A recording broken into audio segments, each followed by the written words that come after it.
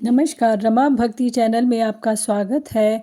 आज मैं आपको विजया एकादशी की कथा सुनाने जा रही हूँ, जो फागुन मास के कृष्ण पक्ष की एकादशी है और इसका नाम विजया एकादशी है। भगवान श्री राम ने जब लंका पर चढ़ाई करी थी और उस पर चढ़ाई करते समय रावण पर विजय प्राप्ति की कामना से इस एकादशी का व्रत किया था। सभी प्रकार के दुख दूर करके सभी कार्यों में विजय और सफलता प्रदायक इस विजया एकादशी को भगवान विष्णु को इसका पूजन किया जाता है।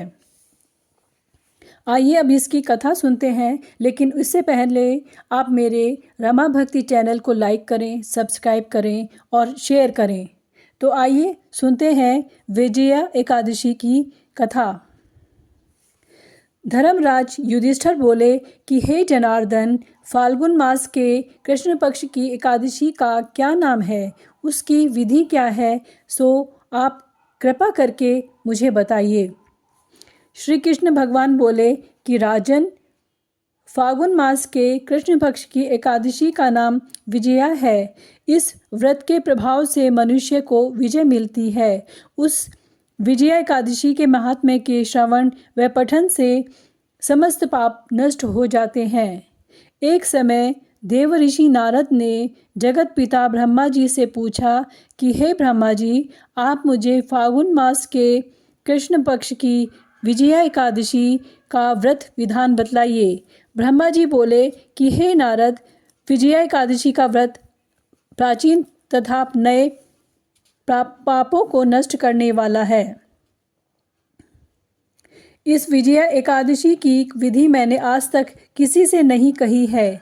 यह समस्त मनुष्यों को विजय प्रदान करती है। त्रेता युग में मर्यादा पुरुषोत्तम श्री रामचंद्र जी को जब 14 वर्ष का वनवास हुआ, तब वे श्री राम, लक्ष्मण तथा सीता जी सहित पंचवटी में निवास करने लगे।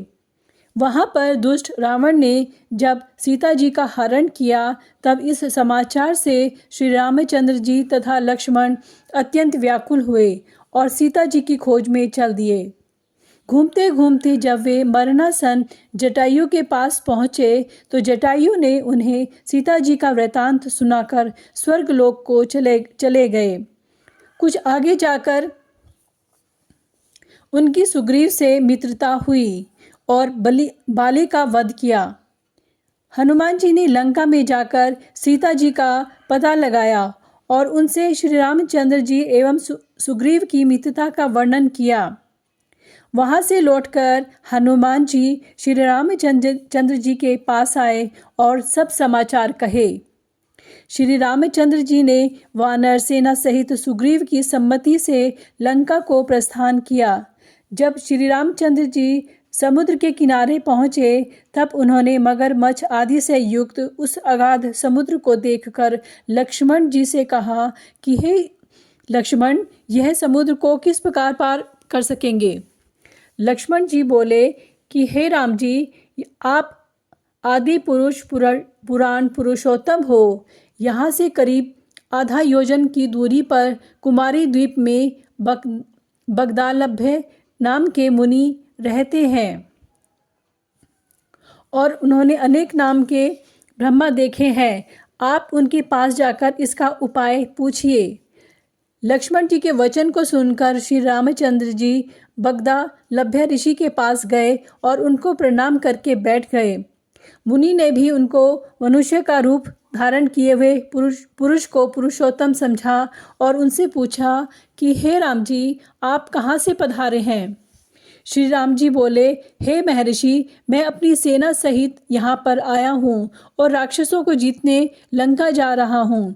आप कृपा कर समुद्र को पार करने का कोई उपाय बतलाइए।